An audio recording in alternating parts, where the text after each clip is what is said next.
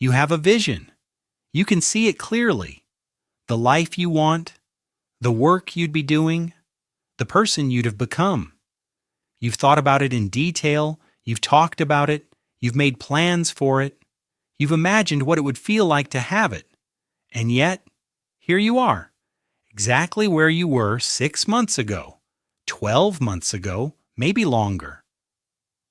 The vision hasn't changed, but neither have you. You're not lazy, you're not unintelligent, you're not lacking ambition. So what is happening? What most people don't realize is that dreaming big without the right relationship to those dreams doesn't accelerate your progress. It quietly replaces it. Today we're going to talk about why. When the brain can't tell the difference. In 2011, psychologist Gabriele Oettingen published research that would quietly challenge one of the most celebrated pieces of self-help advice ever given. The finding: positive visualization of your goals, vividly imagining the future you want, does not motivate you to pursue it. It demotivates you. Here's why.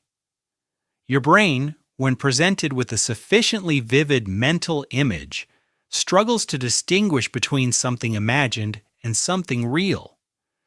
The neural pathways activated when you picture achieving your goal are remarkably similar to those activated when you actually achieve it, which means that the emotional reward, the satisfaction, the pride, the sense of arrival begins to register before you've done anything. The brain, having already tasted the reward, has less urgency to pursue it.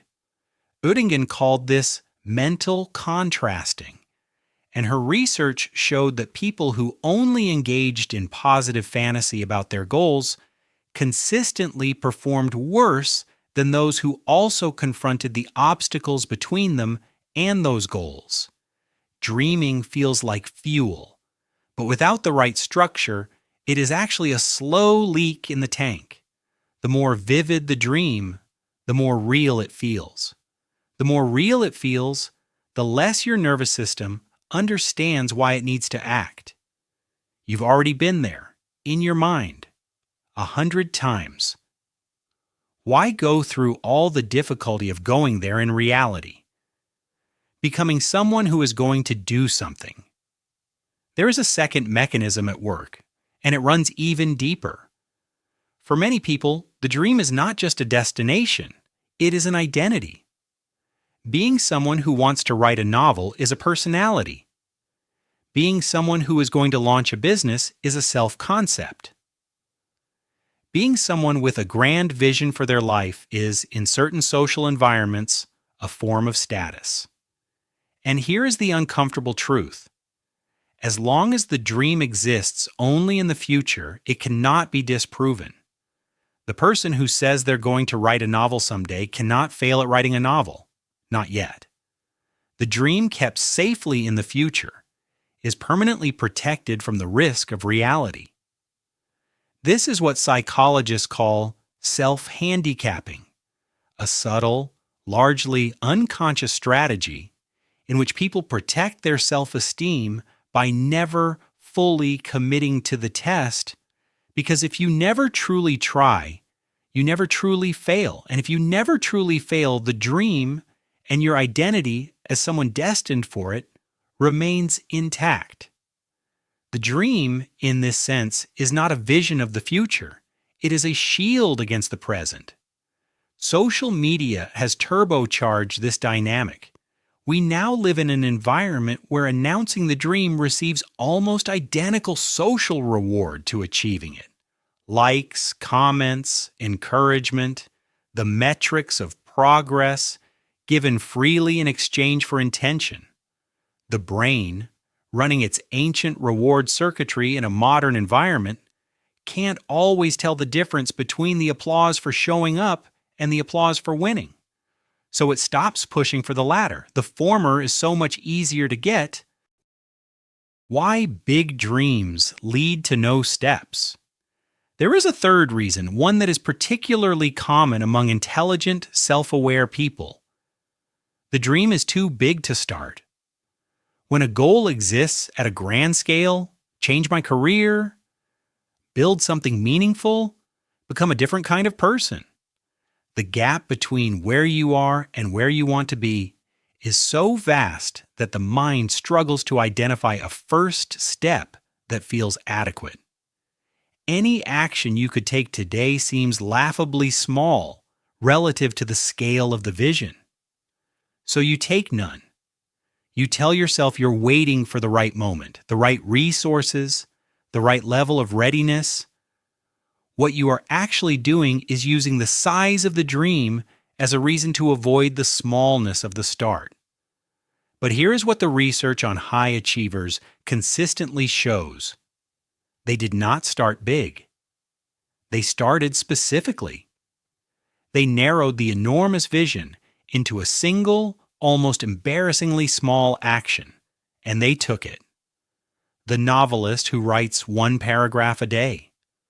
The entrepreneur who makes one call a week. The person who changes their life by changing 1 hour of it. The dream doesn't shrink when you do this.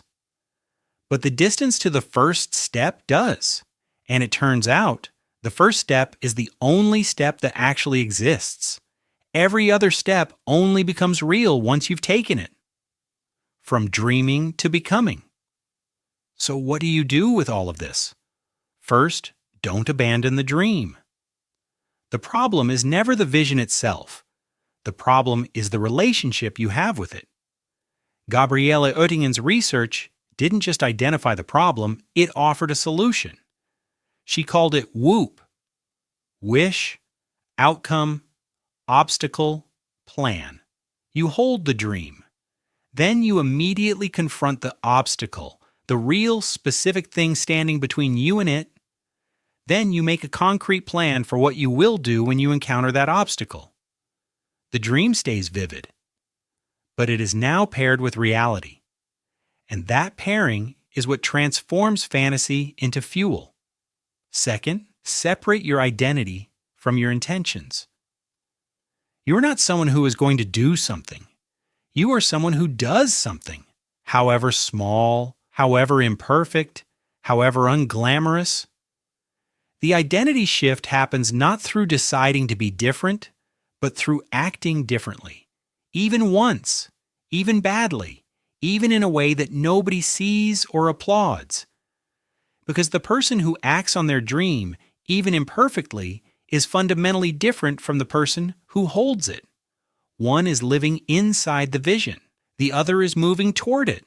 Third, make the first step so small it feels almost insulting. Not a plan, not a strategy, one action. Today, something so specific and so small that your brain cannot generate a convincing argument against it.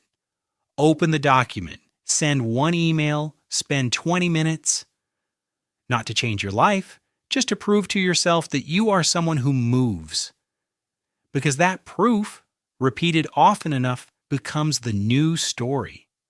And the new story becomes the new identity. And the new identity, not the dream, is what actually changes your life. The dream is not the problem. You are allowed to want a big life. You're allowed to have a vision that feels almost too large to speak out loud. But the dream, left alone in the mind, untouched by action, unconfronted by reality, it doesn't build a life. It substitutes for one. The distance between who you are and who you want to be is not crossed by imagining the arrival. It is crossed one unremarkable, imperfect, unglamorous step at a time. You already know what the first one is. I'll see you in the next one.